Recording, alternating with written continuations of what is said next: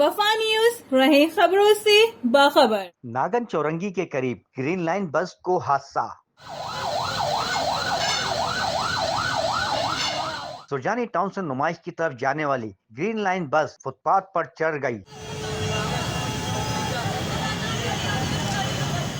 تیز رفتار بس فٹ پاتھ پر لگے جنگلے سے ٹکرائی، جس کے باعث اگلے حصے کو نقصان پہنچا۔ مسافروں کو معمولی نوعیت کی چوٹیں آئیں۔ حادثے کے باعث آٹومیٹک بس مکمل لاک ہو گئی۔ بس کے مسافروں کو باہر موجود عوام نے گاڑی کے شیشے توڑ کر باہر نکالا۔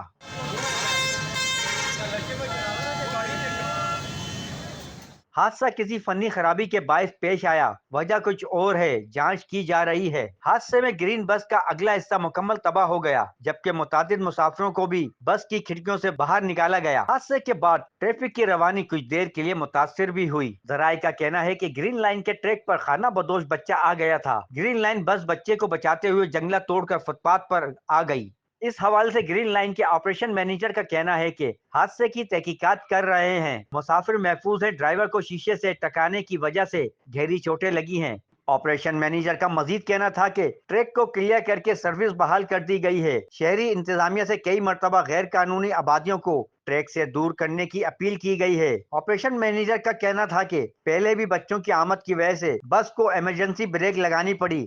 خانہ بدوش جھگیوں کے بچوں کی ٹریک پر آمد و رفت سروس کے لیے مسئلہ بن رہی ہے۔